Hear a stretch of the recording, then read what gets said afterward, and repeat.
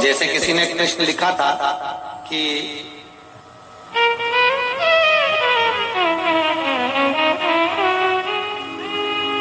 अगर हम रुद्राक्ष गले में पहन लेते हैं और नारी का रजस्वला धर्म आ जाता है, रजो धर्म का समय आ जाता है, फिर वो रुद्राक्ष हम गले में धारण कर कर रखते हैं तो वो रुद्राक्ष क्या वो बेकार हो जाता है? पहले एक बात बहुत अच्छे से समझ में, आप सन्यासी हो, जम के बोलो जरा, आप तपस्वी हो, आप साधक हो, आप उपासक हो, या आप बैरागी हो, आप एक गृहस्थी हो,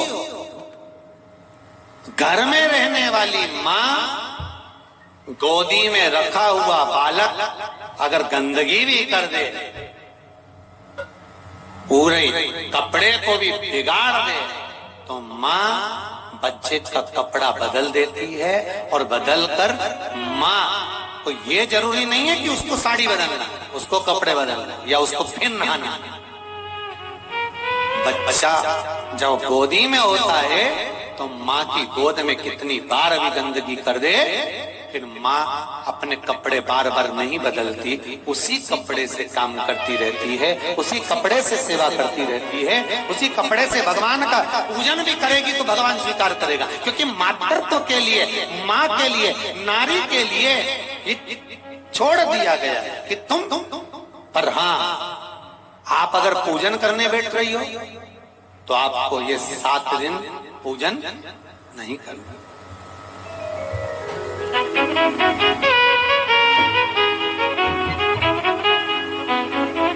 पर रुद्राक्ष अगर आप पहन रहे हो, रुद्राक्ष अगर आप धारण कर रहे हो और अपने जीवन की सार्थकता के लिए स्वीकार कर रहे हो, जैसे तुलसी की माला और रुद्राक्ष की माला गले में पड़ी रहती है, तो ये कंपनी का ट्रेडमार्क होता है कि तुम कौन सी ब्रांड के हो।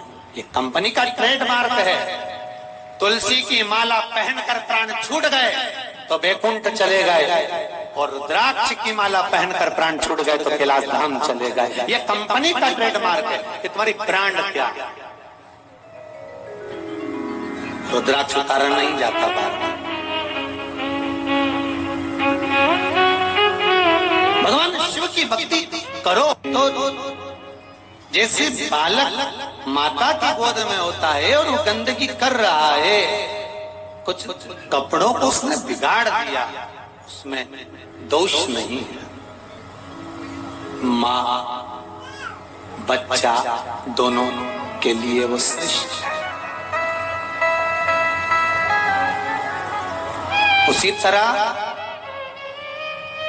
तुलसी की माला हो, रुद्राक्ष की माला हो, आप पहन रहे हैं गले के अंदर, आप गले में धारण कर रहे हैं, तुलसी या रुद्राक्ष धारण कर रहे हैं, तो आप शिव की भक्ति में लगे हुए हैं। ये कंपनी का ट्रेडमार्क इसको होना चाहिए। ये कंपनी का ट्रेडमार्क है, इसको होना चाहिए।